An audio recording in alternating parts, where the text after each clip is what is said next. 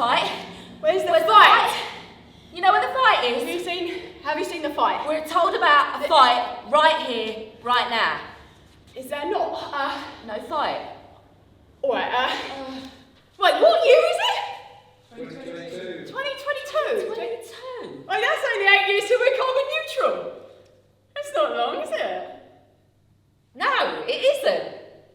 Well, we've been listening to the people of Lewisham in 2022. Yeah. We hear everything. We are Lewisham. I'm Lewis. And I'm Ham. And what we've been hearing is that something's about to happen. Yeah. You see, we only manifest when something is afoot. The first time we came was when Lewis established Lewisham by setting fire to his boat. And it burned for days. And the people in Lewisham have been burning with passion ever since. Then the peasants' revolt, when folk assembled on Blackheath, ready to march against the greedy king. That was well fun. Last time we was here, we was punks. 1977, Battle of Lewisham. We threw out the National Front. She kneecapped him! Yeah, I did! Because the people of Lewisham don't take no rubbish. They love a bit of rebellion, don't ya? Yeah, you do. But we can feel the discontent rumbling through our veins once more. They're almost at the tipping point. We can feel it. And this is what the people of Lewisham have been saying. Tell them. Can I borrow your guitar? What? That's not what they've been saying, but is that alright? Thank you. Are you sure? You ain't played since 77. And their fingers since 1977. Over 40 years. Good luck then. Do you remember the song? Not sure. Sorry about this.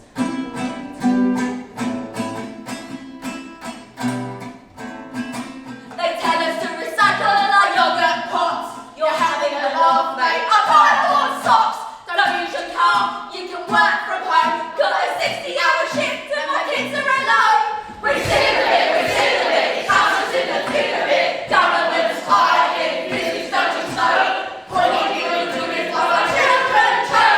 Election-based promises that just aren't kept. Short-term slogans are completely inept. Think 20-year, 100-year, future-proof. Get out your Chelsea tractor, we're about to raise the roof. We're sick of it, we're sick of it. Houses in the thick of it. Government's hiring. Business don't slow. What are you doing for our children too? Oh, needed that. Ooh. But you know what? Thank you very much for convening that was there. That's not all we've heard though, is it? No. No. Whilst we was dormant, we heard the dreams of the people of Lewisham. And there were some pretty amazing dreams. Beautiful dreams, in fact. I want to hear them again. Yeah. Let's broadcast the sound of the beautiful dreams of the people of Lewisham until the ripples reach out beyond the border of the borough, across London, until the whole country hears it. The whole world! We've heard what the people want. They want clean air. Yeah. Excuse me, Truman. What does clean air sound like to you? Oh, lovely. Right, remember that, yeah? Got to come back to you. Well done. Alright, what about a sound that represents green spaces? First thing that comes to your head, don't overthink it. Anything. Alright, you lot, you're all responsible for that sound, nice and loud in one moment. Alright. What's the sound of small business then? Small business. First thing. Ka-ching. Yeah, ka-ching. Remember that, yeah? Very good. Right. You lot responsible for that. What about you lot at the back section? The sound of affordable public transport. Ding ding. Ding ding. Very nice. You lot. That's your sound. Nice and loud in one moment. The soundscape that we've built. Nice, right. So let's build this soundscape. So we start off with clean air. What was that? So let's have like you guys over here. You're going to do clean air continuously, yeah? Keep it going. Lovely. Yeah, brilliant. Lovely. Yeah, whistle, ka-ching. Right, got it in. Ka-ching. Bring on the ching. Keep it going in there. Breathe spaces. Rise it. Left, right. There. Right, all the way to the top. And reach the centre. And drop. Beautiful. That was blissful. Right? Beautiful. Well done.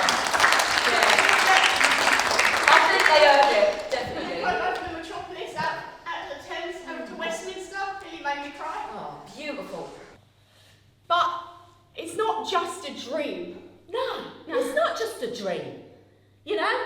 Because these things are happening already in different places. And they're happening because of economic changes. Yeah. There are some experts locked up in Lawrence House who've been thinking of different ways to do this, to bring it here. We've heard them. Oh, hello! How fun! Sorry, I don't get out much, but I'm so happy to be here to share this exciting concept with you. It's called a 15-minute neighbourhood. Now, a 15-minute neighbourhood provides its residents with most, if not all of their needs within a short 15-minute walk or bike ride from their home. So, you leave your house, and before you know it, you're at this amazing park. Can I grab you, please, to be this amazing park? Thank you. Give her a round of applause. You don't have to do anything, but just be amazing. Brilliant. We have access to well-stocked food shops. Well-stocked food shops. Can I grab you? Thank you. Fresh food only. Take a place on the map. And we have Wi-Fi. Yes, that's you, Miss Wi-Fi. Thank you so much. Down here. Thank you. We have culture and sport and theatre, whatever you like. There you go. Just take a place on the map. Thank you. We have school. I'm going to give that to you.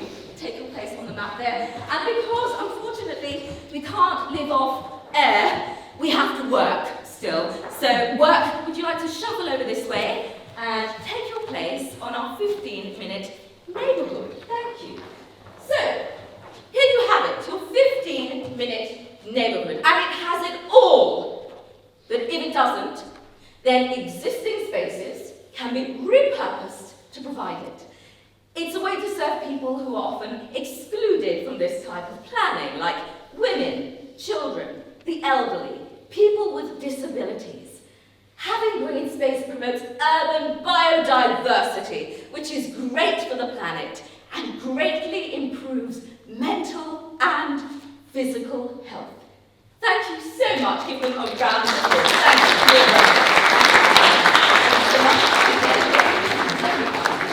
There you have it, your 15-minute neighbourhood. So that means less stress, less commuting, no need to have a car, cleaner air, better interaction with your community, more happiness, prosperity.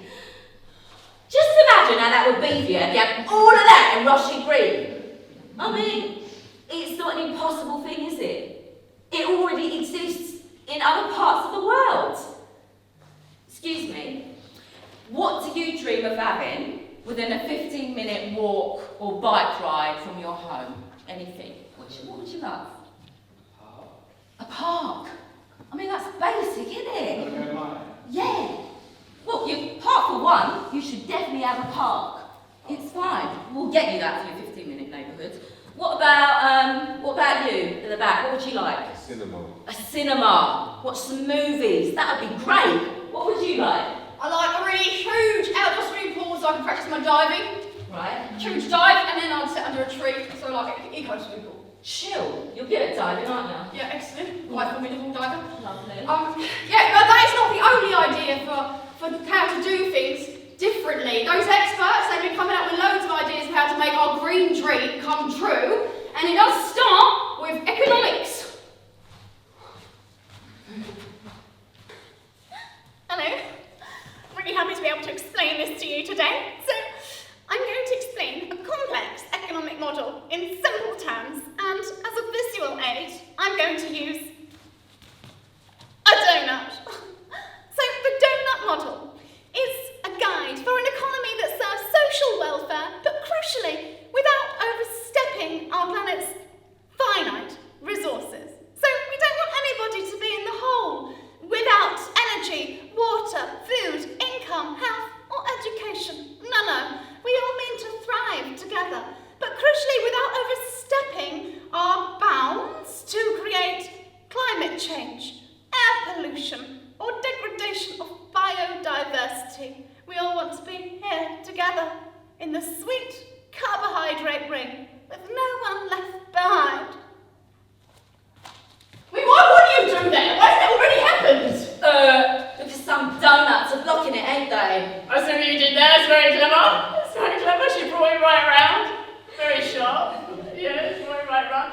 All right, okay. No, so it's not just a dream, is it? We've been hearing from the people of Lewisham, been hearing what they want. And they say very persistently that they want social justice. Can I hear it for social justice? Yes! They want shared prosperity. Yes, they do. And they want environmental sustainability. Yes!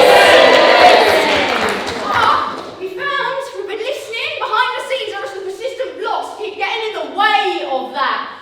So, Lewisham, she wants change. She's fighting for the people. She's muscling for change. She wants to break forward, but these blocks are in place. So the first block we've noticed very, very consistently is, can I borrow you for a moment?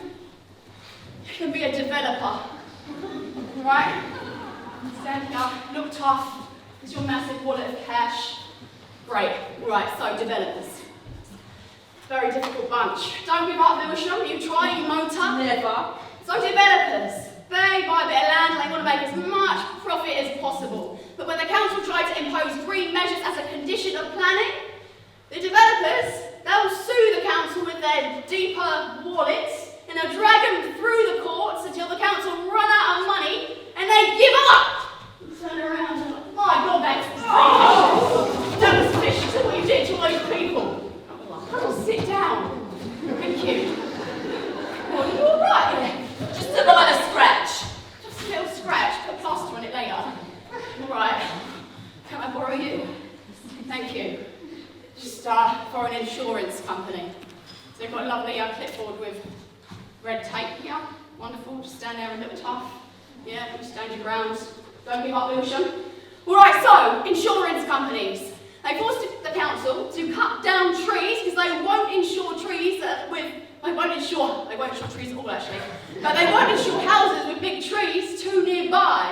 And they incentivise people to pave over their gardens by making it cheaper to insure your car if it's parked off-road. But paving over your garden, well, it increases the flood risk elsewhere, it reduces biodiversity, and in the end it depletes the water table so it creates drought in the air. So it's an absolutely naff idea. So if you bend over, actually, we won't do that.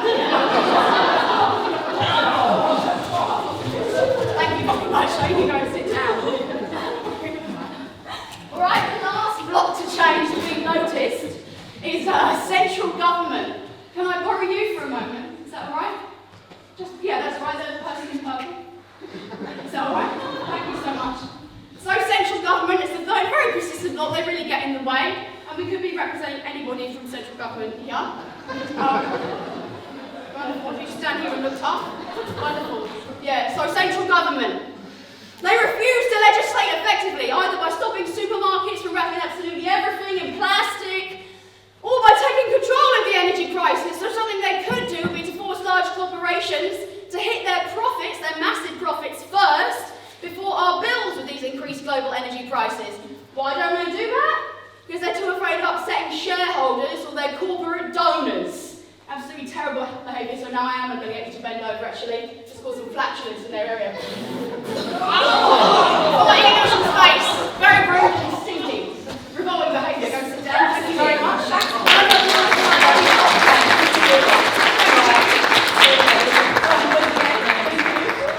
So infuriating. Now I'm really up for a fight. And so are the people at Lewisham. But we've got to turn our frustration, our anger, into action. But the people at the top, they have the power right now. It's going to take all of us, like everyone, coming together to demand that systemic change we want to see. That's right. But we've done it before, and you just got to find your thing, haven't you? So it might be that you just go into the supermarket and you take your apples out of the plastic bag and you leave the plastic bag with them. It's their waste after all, isn't it? Oh yeah, it is. Yeah. Or telling your MP you're not going to vote for them unless they pledge to bring the energy sector back into public ownership. Yeah, power to the people! Yes! Like in France, where people's bills have only gone up 4%. True story. True. Yeah. Ridiculous. Alright, or it could be something like just joining your local climate activist group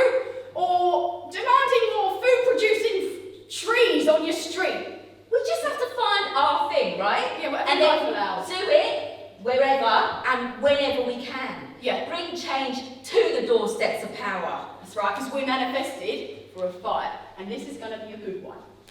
Where's the fight? Where's the fight? It's here! Come on! Right, one last song for the road, yeah? You know this one, I think. Rise up, Lewisham, it's time to take a stand. Rise up, Lewisham, take each other's hands. The welfare of the people is the highest law. That's what we're all fighting for. Our green tree's not a fantasy, it's a practicality. Everyone wants our land's health, but we can't do it by ourselves. Rise up, Lewisham, it's time to take a stand. Rise up, Lewisham, and take each other's hands. The welfare of the people is the highest law. That's what we're all fighting for. Our poorers in A&E demand the change you want to see. Those in power must hear us out. Listen to the people shout. Rise up, Lewisham, it's time to take a stand.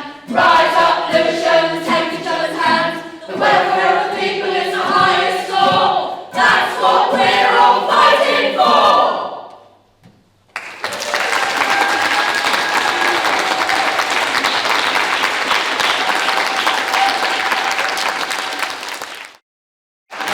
Thank you so much for watching. We're Teatro, Vivo, theatre company based in Lewisham since 2005. And what you've just seen is a show that's come out of quite a long project. So in January this year, we started embedded with the climate team at Lewisham, going to all their meetings and finding out what they were up to. We've probably seen some of you on Teams conversations at some point. Yeah. Then in about February or March, we started sending street theatre characters out to every single ward of the borough. We did 19 sessions where we just went out to the streets and talked to people about climate change, their feelings about it, what their hopes were for a future green Lewisham, what that might look like for them, barriers to doing anything about it. And then we ran a workshop with a community group in every single ward of the borough. So 19 community groups, again, taking them through a process of creating stuff around what they thought might be the barriers to stop them getting involved, or that they were already doing things, what Lewisham should be doing to tackle the climate crisis. Then we got in a room with our two performers and made a show out of all of that. And then we brought these brilliant local people into the room with us to create the movement and the music pieces that they've been doing with us today, which is brilliant. And a massive thank you for them to giving up their time to join us.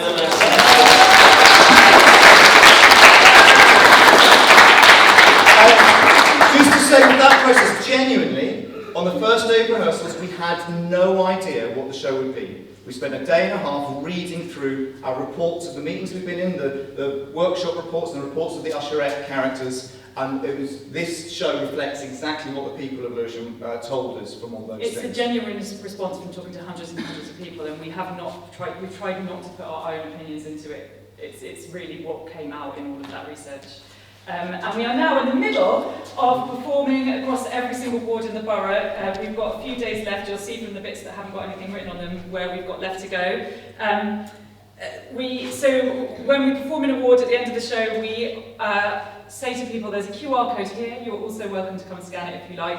This has got some calls to action on it and some more information about the show and the process. We also, both of us know and have access to QR codes that were really brilliantly put together by Victoria from the Climate Resilience team, which gives local people access to information about everything from recycling facilities to tree planting schemes to solar panel schemes to what to do if you're in fuel poverty. And those have been really well taken up and really useful to have. Then we invite everyone to add to our map wherever we are. So these shows all have, this is the first time we've ever been inside to do a show. Yeah, it's weird. Much Usually in the farm.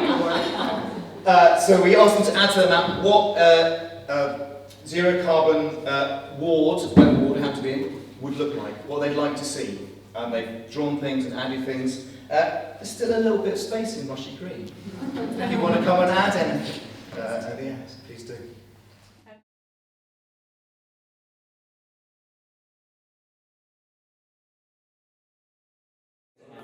My thoughts about the show, having just come out of it, I'm slightly overwhelmed by just how much they managed to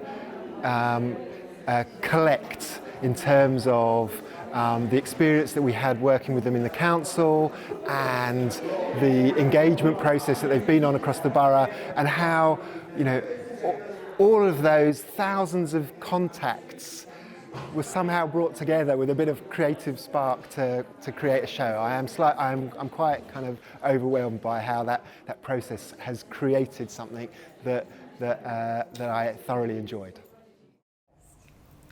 I'm Cass Darley. And I'm Mark Stevenson. We are the joint artistic directors of Teatro Vivo. And we're based in Lewisham. We've been making work in the borough for a long time now, since 2005.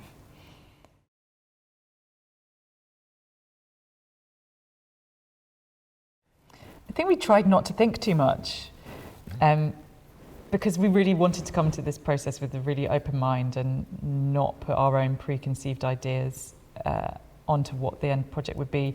That what we proposed to the council and what we were given the funding to do was to genuinely go into the climate resilience team, attend all of their meetings and be embedded with them, but also to go out onto the streets of Lewisham and to talk to residents across the borough about the climate crisis and what it meant to them, and to work with 19 community groups and do likewise, and to make a show that was based on the responses that we heard from the people of Lewisham. So to put our own hopes and preconceived ideas on it would have felt really wrong.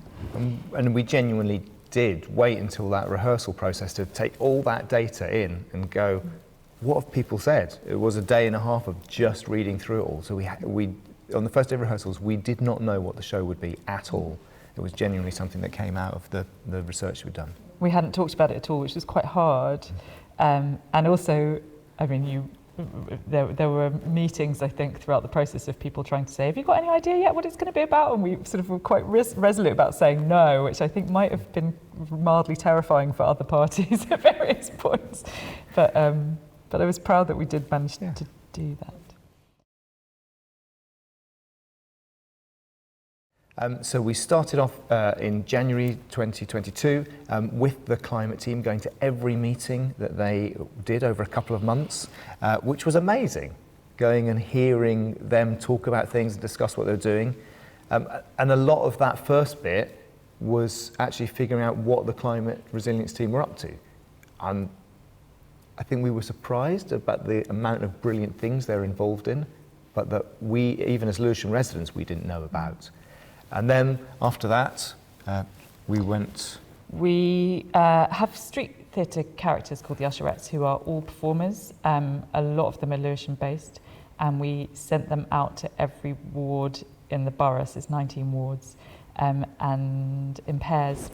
And they went and just talked to people on the streets, in parks, at various events, in shopping centres, and they talked to them about what their thoughts and feelings were around the climate crisis, what they were doing, what their barriers to doing more might be, and also what their hopes for the future looked like for what Lewisham could be as a net zero greener Lewisham of the future.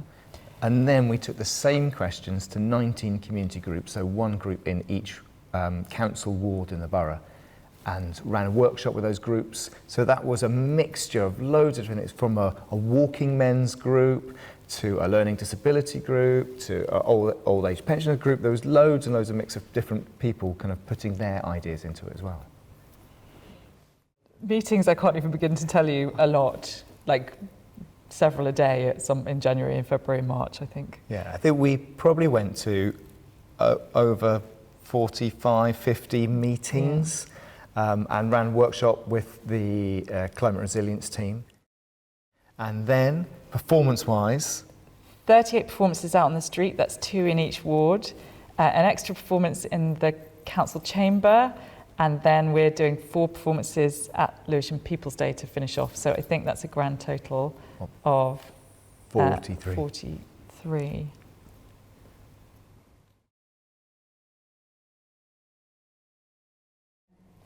So in addition to all of the numbers we've just thrown at you, we also did 6 community performer workshops. So when the show's performed, there are 2 professional actors at every performance, and alongside them are community performers that are different in every location. Some are only performing in the bits of the borough that they are from, others have joined us across the borough at various different performances. So we held 6 workshops where we sort of trained them and rehearsed and practiced the songs in the show and some movement pieces, and so they come to whichever performances they can and appear out of the crowds as if audiences are joining in and wanting to rise up along with our performers.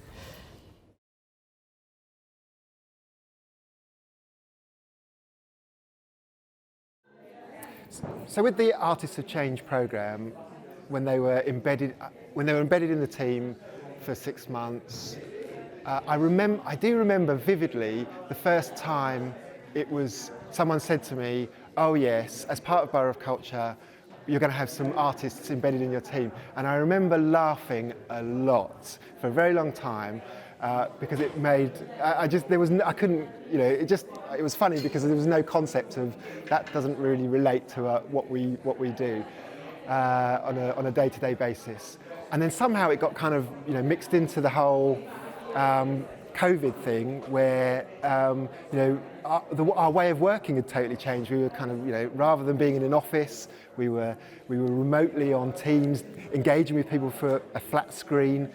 And back in January, Mark and Cass kind of turned up and just came along to all of our meetings. And I remember for the first few, going through a really long introduction, telling people what this was, and it gradually got shorter and a slightly more kind of quirky, the explanation. But it did have an impact on just the outside people that we were engaging with, the other teams. People would respond quite in a way that kind of gave me a sense of actually this is Borough of Culture coming to life. This is people thinking, well, Lewisham's looking to do something different here. Lewisham's thinking differently. And just that process itself, just having them as part of our kind of day-to-day work was a really interesting part of the conversation. And I feel like I think the whole thing was about making connections. And I really do feel like we made a connection with Teatro Vivo. I felt like they got what we were trying to do. And I know that the work that they've done out in the borough has also, been able to make that connection with people who might not ordinarily spend a lot of time thinking about climate change. So that sense of them connecting with us and connecting with, the residents as a whole, and then that coming together as a 20-minute show that's gone round the borough, that it's an amazing thing.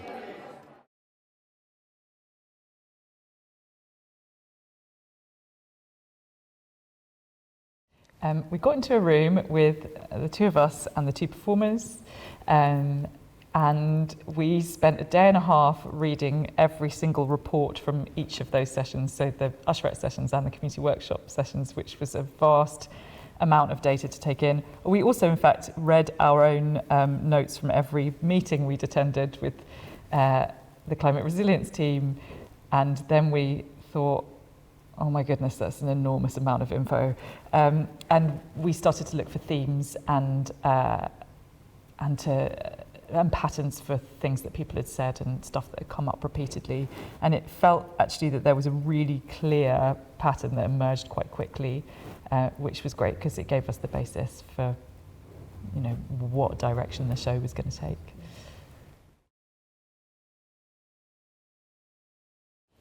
The map is the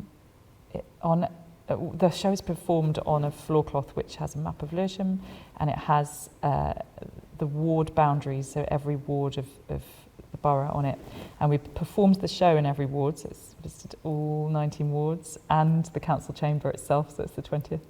And every time we finish the show in a particular location, we invite the audience to come and write or draw into that particular ward what they would like to see in a green Lewisham. There's been lots of really lovely things suggested, and the map's gradually being filled in, and it will be a sort of artwork in its own right, but also a way of you know, maybe the ward officers and the councillors for that local ward will be able to see what the people who live there are actually saying they want. There's also a possibility we might, in the future, have groups locally who might want to perform on that map again.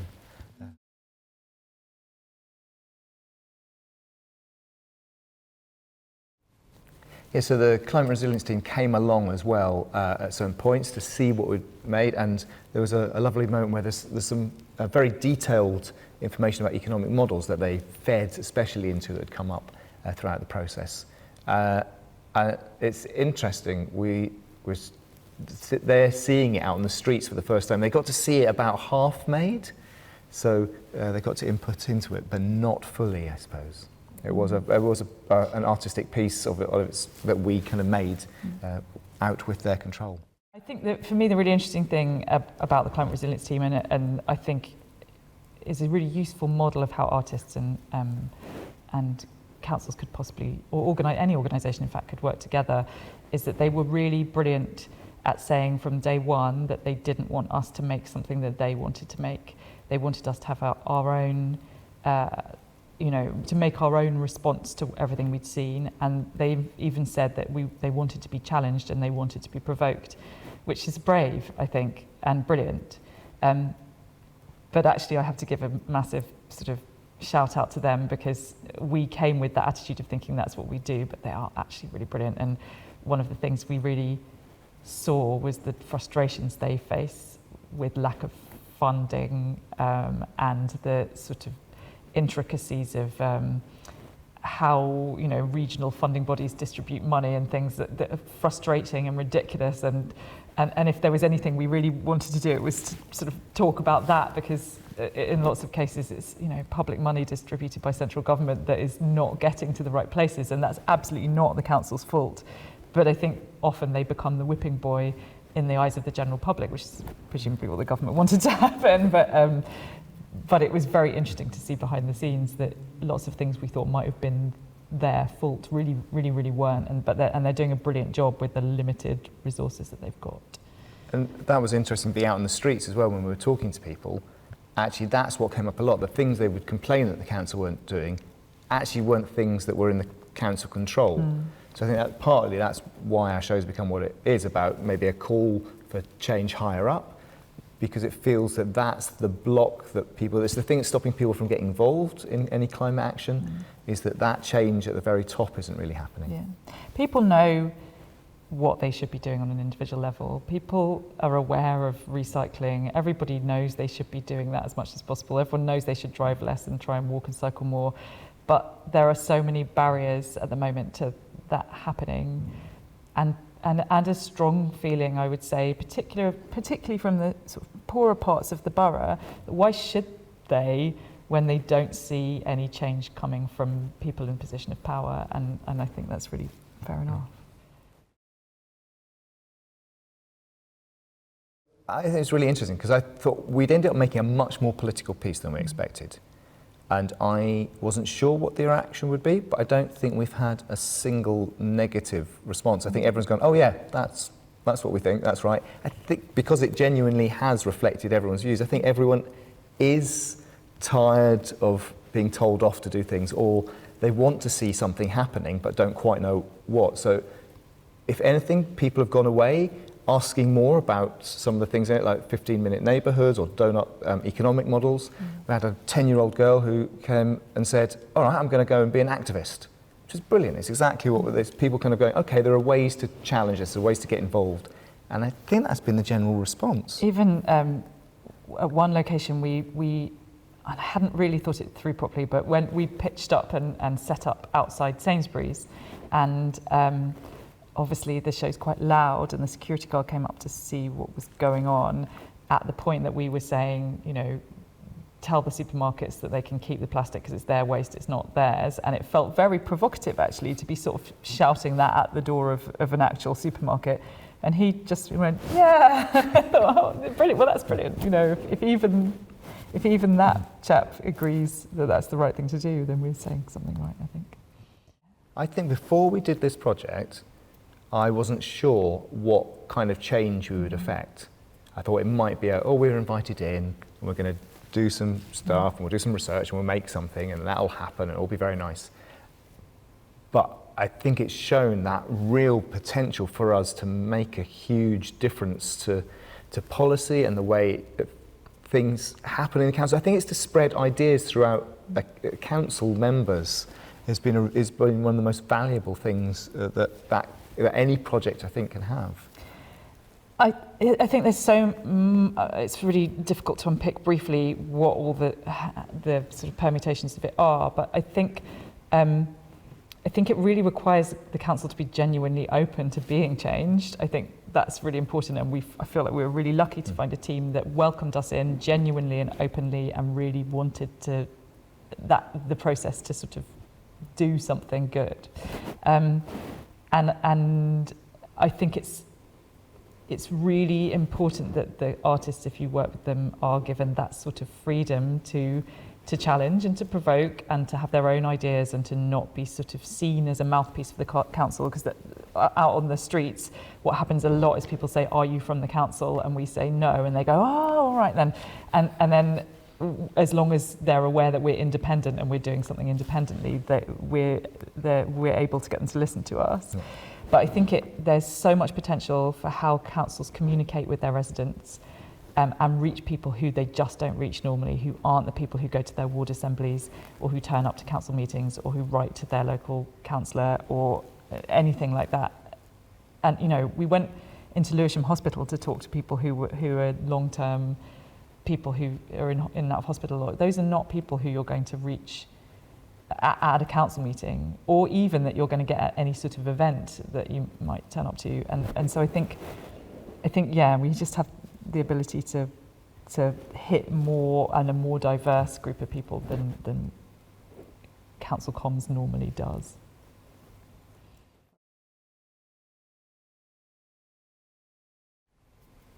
I think for us, this has probably been the most process-heavy project we've ever done. But what's exciting about this project is that it's been, process and outcome are so intertwined in that it feels like it's not just this one piece that's getting performed in all these different locations. It is the whole project. It's the people who got engaged with the Usherettes. It's the people who were in different community workshops.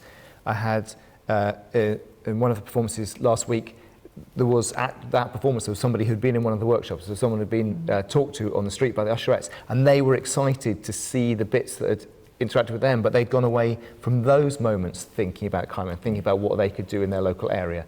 So I think they're the same thing, aren't they, in this show? So process wasn't just process, there were outcomes from the process, and the process needed to feed into every outcome. So the two were kind of symbiotic, really. I don't think you could separate them.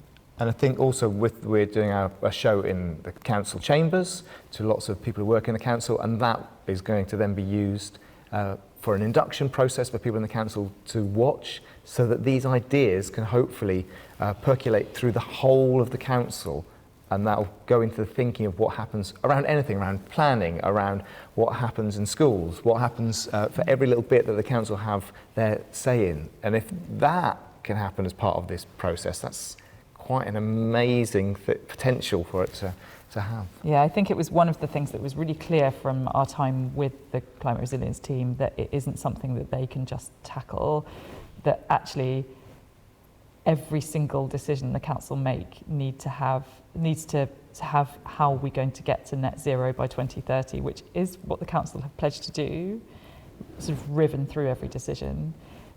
Otherwise, it's not going to happen.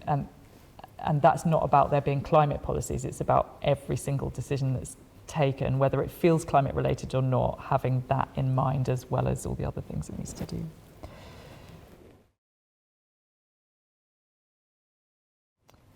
I think, well, lots of things, but one of them has been for me an absolute, that I should appreciate more how lovely it is to just be able to, us in a room, make some work and do our thing and not be reliant on loads of other people doing stuff competently in order for that to happen. And I felt a lot of frustration at the bureaucracy of the levels of stuff that have to be waded through for councils to get anything done at all. And I marvelled at that and how much I don't take that into account. Yeah. I think it's been really interesting on how we work with the public to create things. Because if part of a lot of our work, we work with communities on telling stories, but I think this is genuinely something that our local communities have completely fed into. Well, so, not even fed into, but created. It's there, what came from them, it's not what came from us at all.